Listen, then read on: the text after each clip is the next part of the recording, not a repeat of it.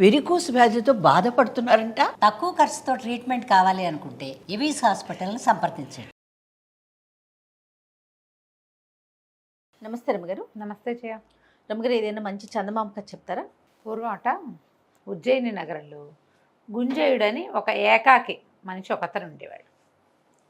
తను ఏం చేసేవాడంటే అడవికి వెళ్ళి బాగా పచ్చటి గడ్డి కోసుకొచ్చి గుర్రాల వాళ్ళకి అమ్మేవాడు. అమ్మితే రోజు 2.5 అణాల డబ్బులు వచ్చేవాడు. అప్పట్లో అణాలు, అర్ధనాలు, కాణీలు, బేడ, దమ్మిడి అలా ఉండేవి కదా. 2.5 అణాలు ఇచ్చేవాళ్ళు. ఇతను ఏం చేసేవాట, ఒక పాతకాలపు బిందె ఒకటి ఉంటే అతని దగ్గర దానికి ఒక గుడ్డ కట్టి దానికి ఒక చిన్న కంత పెట్టి ఒక అర్ధనా అందులో వేసేవాడు, దాచేవాడు అనమాట. ఈ 2 అణాలతో వాడి తిండి తిప్పలు సరిపోయేవి. ఒక పాతకాలపు పూరి గుడిసె ఒకటి ఉండేది. అలాగా ప్రతిరోజు 2.5 వచ్చేది. పని చేసాడంటే 2.5 అర్ధనా వేయటం, 2 అణాలతోటి తిండి తిప్పలు చూసుకునేవాడు. పెద్దవాడు అయిపోయాడు అతను. ఒకసారి అతనికి తెలిసింది, తను ఏ బిందె అయితే పెట్టాడో ఆ బిందె నిండా ఉన్నాయి అర్ధనాలు. చూస్తే ఫుల్గా వచ్చేసింది. ఆశ్చర్యపడి, ఏమిటి ఇన్ని డబ్బులు ఉన్నాయి నా దగ్గర? అప్పుడప్పుడు మనం వేసిన ముంతలు నిండిపోతూ ఉంటాయి కదా, డబ్బాలు నిండిపోతూ ఉంటాయి. ఏం చేయాలి ఈ డబ్బుని? నా తర్వాత ఎవ్వరు లేరు, నాకు పెళ్ళామా, పిల్లల, ఇల్లా, వాకిలా, జలాల, పిల్ల జల ఎవరు లేరు. ఈ డబ్బంతా ఏం చేయాలి అని ఆలోచించాడు. యాక్చువల్గా అట్లాంటివి 2-3 బిందెలు అయినాయి, పాత కుండలు. ఆలోచిస్తూ పడుకున్నట్ట ఒకనాటి రాత్రి. పడుకుంటే తెల్లవారుజామున తనకి చక్కటి పిల్ల ఒకటి కల్లో కనపడే స్పష్టంగా. ఒక అందమైన అమ్మాయి, ఒక 16-17 సంవత్సరాల పిల్ల. ఏదో రాకుమార్ తల్లినే కనపడింది. అన్నాడు పొద్దున అతనికి అనిపించింది, ఆహాహా, ఏనాడు స్త్రీలు కల్లోకి వచ్చి ఎరగనే నేను, ఇలాంటి కాలం ఎందుకు వచ్చింది అని ఆలోచించి ఏం చేశాడట, మొత్తం తన దగ్గర ఉన్న డబ్బులన్నీ అర్ధనాలు ఒక పెద్ద గోను సంచిలో పోసుకుని ఆ సంచి భుజాన్ని వేసుకుని ఒక నగల వర్తకుడి దగ్గరికి వెళ్ళాడు. మొత్తం ఆ సంచి ఆయన దగ్గర బోలిచ్చాడు. ఇంత మేర అయింది అది, ఇంత పెద్ద కుప్ప అయింది. అయ్యా, జీవితకాలం అంతా సంపాదించిన డబ్బులండి, వీటిని లెక్కింపించి ఏదైనా ఒక నగో నాణ్యమో ఇప్పించండి నాకు. సరేనన్నాడు వర్తకుడు. ఆ కాలంలో చిచ్చి పొమ్మంటాలు అలాంటివి లేవమ్మా, అందరూ మనుషులు మంచివాళ్ళు. ఆయన 4 గుమాస్తాలను పెట్టి వీటిని లెక్క పెట్టండి అంటే అన్నీ అర్ధనాలేగా, లెక్కపెట్టి మొత్తానికి ఇంత అమౌంట్ అని తేల్చారు. ఓ రోజంతా లెక్కెట్టి ఆయన ఏమన్నాడు, ఆ సాయంత్రానికి ఆ వర్తకుడు కొన్ని రత్నహారాలు, కొన్ని కంకణాలు, రత్నాలు పొదిగినవి తీసుకొచ్చి పెట్టాడు. ఇవి వస్తాయి, వీటిలలో ఏదైనా ఒకటి తీసుకో నువ్వు ఈ డబ్బులకి అంటే. ఆయన ఒక పెద్ద కంకణం సింగిల్ హ్యాండ్ వేసుకుని, మనకి ఇప్పుడు వస్తున్నాయిగా ఇట్లా వేసుకునేది, దాని నిండా వజ్రాలు, కెంపులు తాపిన ఒక వస్తువుని తీసుకున్నాడు. సరే, నగల వర్తకుడికి టాటా చెప్పేసి ఈ వస్తువును ఒక గుడ్డలో మూట కట్టుకుని ఒక వర్తకుడి దగ్గరికి వెళ్ళాడు. ఈ వర్తకుడు ఏమిటి, ఈయన రకరకాల వస్తువులు తీసుకుని నౌకా వ్యాపారంలో తిరుగుతూ ఉంటాడు. ఆయన దగ్గరికి వెళ్ళి, అయ్యా, ఒక మహాసౌందర్యవతి 16-17 ఏళ్ల కన్యామణి ఎవరైనా మీ ఎరికన ఉందా? మీరు ఇన్ని దేశాలు తిరుగుతారు కదా అంటే, లేకపోవటం ఏమిటి, సౌగోర దేశపు రాజకుమార్తెకి 16-17 పిల్ల, చాలా అందగత్తె. ఆవిడని అమ్మాయిని గురించి చాలా ప్రత్యేకంగా చెప్పుకుంటారు, చాలా బుద్ధిమంతురాలంటే. ఇతను ఏం చేశాడు, ఆ కంకణం తీసి ఆయన చేతిలో పెట్టాడు.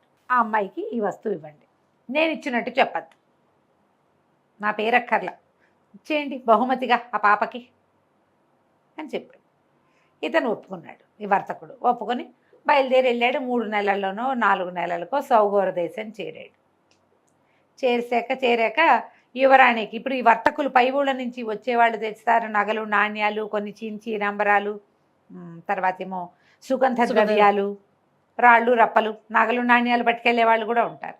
వర్తకుడు వస్తానని కబురు పెడితే ఆ సౌగోర దేశపు యువరాణి సరేనని ఈయన ఈ వస్త్రంలో చుట్టున్న ఈ కంకణాన్ని ఆ అమ్మాయికి బహుమతిగా ఇచ్చాడు.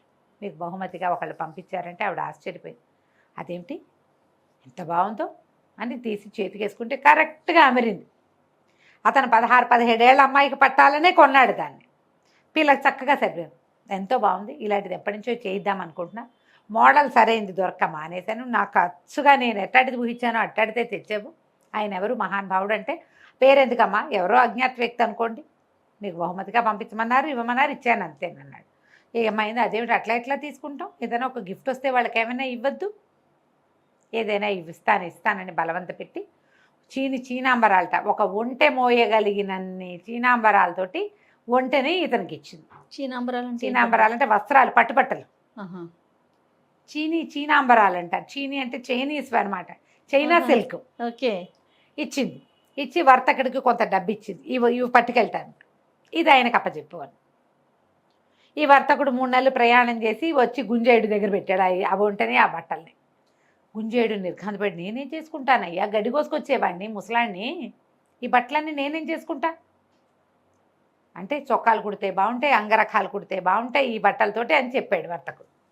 ఇతను అన్నాడు, అయితే అట్లాంటి బట్టలు వేసుకోగలిగేవాడు ఎవడైనా మంచివాడు ఉన్నాడని నీ దృష్టిలో అంటే, ఆ లేకేమి, దక్షిణాపథంలో ఇంట్లో మన విదర్భ రాజ్యానికి చెందిన రాజకుమారుడు, ఆయన భలే అందగాడు, ఆయన బట్టలు ఎంత బాగుంటాయో, ఆయనకైతే ఈ బట్టలు బాగుంటాయి అన్నాడు. ఇకనేమి ఈ బట్టలు తీసిపోయి ఆయనకి ఇచ్చి, ఎవరిచ్చారో చెప్పద్దు అంతే, అంతకంటే ఏముంది, ఆనంగానే ఒప్పుకున్నాడు. మళ్ళీ అతను బయలుదేరి వ్యాపారస్తుడు వెళ్ళేటప్పుడు విదర్భ రాజ్యానికి వెళ్ళి విదర్భ రాజకుమారుడికి ఈ ఒంటి మీద ఉన్న వస్త్రాలన్నీ ఆయనకి ఇచ్చాడు. ఆయన వస్త్రాలన్నీ చూసుకుని ఆశ్చర్యపోయి, అబ్బో ఎప్పటి నుంచో ఇవి తెప్పించాలని చూస్తున్నాము, నువ్వు భలే తెచ్చావు, ఎవరు పంపారు అంటే, ఎవరోనండి, వాళ్ళు పేదగా పేరు చెప్పడానికి ఇష్టపడలేదు, తీసుకోండి పర్వాలేదా. ఆయన అట్లా ఎట్లా తీసుకుంటాము, ఎవరివైనా వస్తువులు అలా బాగోదు, మరి చూద్దాం అని ఓ పూట చూసి టైలర్లను పిలిచి ఆ బట్టలు కుట్టించి, ఇహా ఎంతో బాగున్నాయని ఈ వ్యాపారస్తుడికి 12 ఉత్తమ జాతి అశ్వాలను ఇచ్చాడు, ఆయనకి అప్పచెప్పాను. ఆ గుర్రాలని ఎక్కించుకుని పడవ మీద వ్యాపారస్తుడు మళ్ళీ ఉజ్జయినికి వచ్చాడు. గుంజేయుడు ముందు పెట్టాడు. నేనేం చేసుకుంటానయ్యా గుర్రాలు అన్నాడు. గుర్రాలకి గడ్డి కోసుకొచ్చేవాడిని నేను, ఇన్ని గుర్రాలు నేనేం చేసుకుంటా. సరే ఓ పని చేయి, ఉత్తమ జాతి అశ్వాలు మళ్ళీ అవి మామూలు కాదు, 2 గుర్రాలు నువ్వు ఉంచుకుని 10 గుర్రాలని సౌగోర దేశపు యువరానికి ఇవ్వు. మళ్ళీ గుర్రాలు మోసుకుపోయాడు వ్యాపారస్తుడు. మళ్ళా వచ్చినాయి, ఆవిడకి కంకణం వచ్చి ఇప్పుడు 10 బ్రహ్మాండమైన గుర్రాలు వచ్చినాయి. గుర్రాలు చూసేసరికి ఆశ్చర్యపోయింది, వాళ్ళకు తక్కువ, సౌగోర దేశంలో గుర్రాలు తక్కువ, చాలా కాస్ట్లీ, వాళ్ళు కొనుక్కుంటారు. సూపర్ గుర్రాలు ఇవి, విదర్భ రాజ్యం నుంచి వచ్చిన గుర్రాలంటే మామూలు కాదు. ఆవిడ ఆశ్చర్యపోయింది, ఇదేమిటి, నాకు అంతఃపురానికి రక్షణగా పంపించారు ఎవరో. ఆవిడ చాలా సంతోషించి ఏం చేసింది, మళ్ళీ ఏవో ఒంటెల మీద అవి మోయగలిగినంత వెండి ఓ 10 ఒంటెల్ని ఇచ్చింది. అక్కడ సౌగోరంలో ఒంటెలు ఉంటాయి, వెండి ఎంత వెండో మొత్తం అంతా మళ్ళీ పడవెక్కింది. మళ్ళీ గుంజేయుడి దగ్గరకు వచ్చినాయి అవి.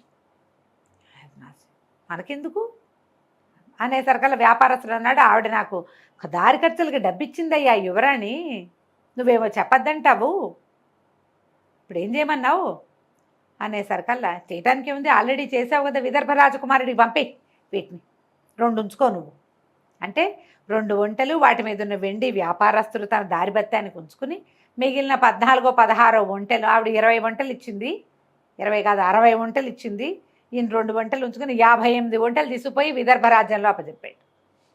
ఆయన ఆశ్చర్యపోయాడు యువరాజు, ఇంత ఖరీదైన బహుమతి, మనకు అసలు ఒంట్లు అక్కడొకటి కనపడతాయి, నెలకోసారి చూస్తే ఒకసారి ఒంటెని చూస్తే గొప్పే, ఇన్ని ఒంటెలా, ఇంత పెద్ద బహుమతి, ఆయన చాలా ఆశ్చర్యపోయాడు.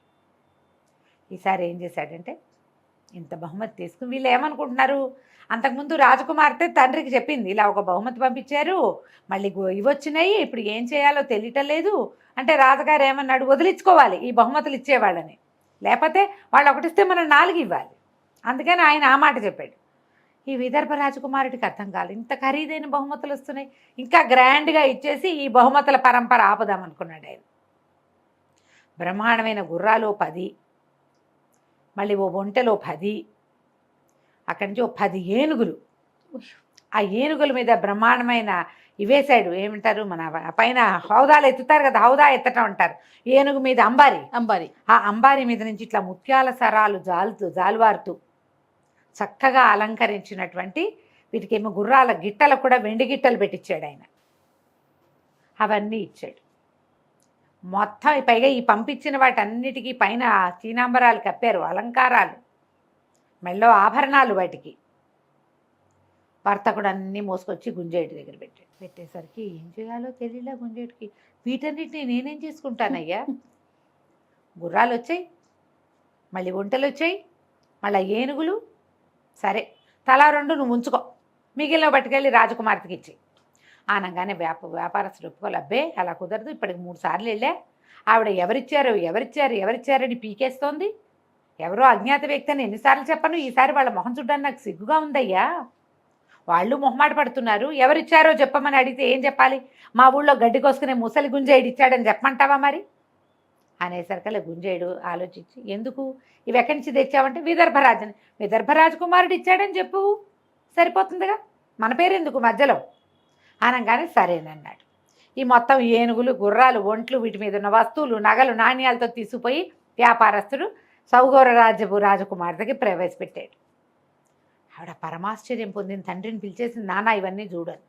ఆయన అవన్నీ చూసి ఎక్కడి నుంచి వచ్చాయి ఏమిటి అంటే, ముందే మాట్లాడుకున్నారుగా విదర్భ రాజకుమారుడని. విదర్భ రాజకుమారుడు అనగానే రాజుగారు ఆశ్చర్యపోయాడు. అమ్మాయి నాకు ఒకటి ఉందే, నీ పటాలు అందరికీ పంపాము పెళ్లి చూపుల కోసం, ఈ విదర్భ రాజకుమారుడు నిన్ను ప్రేమించి పెళ్లి చేసుకుందాం అనుకుంటున్నాడు, డైరెక్ట్గా కబురు చేస్తే మనం కాదన్నామనుకో, ఒకవేళ విదర్భ మనకు దూరం, కాదన్నామనుకో పరువు పోతుంది, అందుకని కాదనలేని స్థితి కల్పించడం కోసం ఈ వస్తువులన్నీ పంపిస్తున్నాడు. ఆలోచించుకున్నారు. ఇప్పుడు మనం ఒక వస్తువు చూస్తే దాని మీద మనకు ఐడియాలు వస్తాయి, మన ప్రకారం కదా మనం ఆలోచించుకుంటాం. ఇట్లా కాదు, మనం ఒక పని చేద్దాం, మనం చిన్న తీర్థయాత్ర చేద్దాం, మనమే విదర్భ రాజ్యానికి వెళ్దాం, ఇంత గొప్ప బహుమతులు పెళ్లి సంబంధం కోసం పంపగలిగిన వాడు ఎంత సంపాదన పరుడు అయి ఉంటాడు, పద వెళ్దామని కూతుర్ని వెంబడి పెట్టుకుని చక్కగా పెద్ద దండు వెడలినట్టు వెడలి ఈ పడవల మీద ముందు ఉజ్జయిని వెళ్ళి అక్కడి నుంచి విదర్భకి వెళ్ళారు. విదర్భ రాజ్యానికి వెళ్తే ఫలానా సౌగౌర రాజ్యపు రాజుగారు ఊళ్ళోకి వచ్చాడు అనగానే విదర్భ రాజుగారు ఎదురెళ్ళి పిలుచుకొచ్చాడు. పిలుచుకొస్తే ఆయన ఏమన్నాడు, మీ అబ్బాయి చాలా ప్రేమతోటి పెళ్లి సంబంధం కోసం ఇన్ని వస్తువులు పంపాడండి, మాకేం అభ్యంతరం లేదు, మా అమ్మాయిని కూడా తీసుకొచ్చారు, మీరు సరే అనుకుంటే పిల్లని చూసి పెళ్లి చేసుకోండి అన్నాడు. ఈ విదర్భరాజు గారికి తుది మొదలు అర్థం కాలే, ఏమిటి జరుగుతోంది ఇక్కడ. ఆ పిల్ల చిన్నపిల్ల కాబట్టి రాజకుమార్తె తండ్రికి చెప్పింది, రాకుమారుడు తన ప్రకారం తను చేసేసుకుంటాడు, మగపిల్లాడు కొంచెం స్వతంత్రిస్తాడు కదా. ఆయన ఆశ్చర్యపోయాడు, ఏమిటి మా రాజ్యం నుంచి మీకు బహుమతులు వచ్చాయా, మాకు వాసనైనా రాలేదు, మీ పిల్ల ఫోటోయే చూడలేదు మేమన్నారు. అన్నాక ఉండండి చూద్దామని కుమారుడిని పిలిచి ఈయన సౌగౌర రాజ్యపు రాజుగారు, ఈ అమ్మాయి వారి అమ్మాయి అనగానే ఆ అమ్మాయిని చూసేసరికి ఫ్లాట్ అయిపోయాడు రాజకుమారుడు. ఆ పిల్ల చాలా అందగత్తే, మరి గుంజేయుడు చూశాడు కల్లో అందగత్తైన రాజకుమార్తెని, ఆ అమ్మాయిని చూసేసరికి కొంచెం మెత్తబడిపోయాడు. ఏమిటి నువ్వు ఏవో బహుమతులు పంపావుట, మరి వీళ్ళు ఆ బహుమతులు చూసుకునే పెళ్లి సంబంధం కోసం వచ్చారా నాయన అని తండ్రి చెప్పంగానే, బహుమతులు ముందు నాకు వచ్చాయి అని చెప్పలేకపోయాడు ఆయన. అవునని చేసుకుంటాను పెళ్ళి, నాకేం అభ్యంతరం లేదన్నాడు. అయిందా, సౌగౌర రాజ్యపు రాజకుమార్తెకి విదర్భ రాజకుమారుడికి ధూమ్ధామ్గా పెళ్ళైపోయింది. నువ్వు అవి పంపావు, నేను ఇవి పంపాను, నేను ఇవి పంపించాక నువ్వు అవి పంపావు అని ఇద్దరు మాట్లాడుకున్నారు. చివరికి వాళ్ళకి తెలిసిందేమిటి, ఈ సిల్సిలా తాము మొదలుపెట్టింది కాదు, మొదట ఎవరో మొదలుపెట్టారు. ఆ మొదలుపెట్టిన వాడెవరో ఆవిడికి తెలీదు, ఈయనకి తెలీదు. వీళ్ళిద్దరి పెళ్ళికి రాయబారిగా మధ్యలో పనిచేసిన ముసలి గుంజేయుడు మాత్రం గడ్డి కోసుకుంటూ ఇప్పటికీ అర్ధనాలు పోగేసుకుంటూనే ఉన్నాడు. ఆ వ్యాపారస్తులు ఎప్పుడూ మళ్ళీ వీళ్ళని కలవల, ఏమీ లేవు వాళ్ళ దగ్గరికి వెళ్ళేందుకు. వ్యాపారస్తులు ఎవరు, వీళ్ళకి ఆ ఊరికి రోజు వస్తూనే ఉంటారు వ్యాపారులు, వీళ్ళకి ఏం తెలుసు.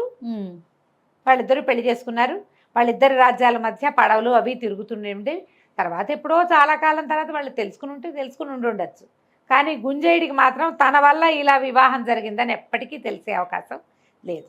అలాగే జరుగుతాయి పెళ్ళిళ్ళు, ఎవరో ఒక కారణం అవుతారు, అలా అవుతుంది కథ కంచికి మనం ఇంటికి. బాగుందండి. నమస్తే.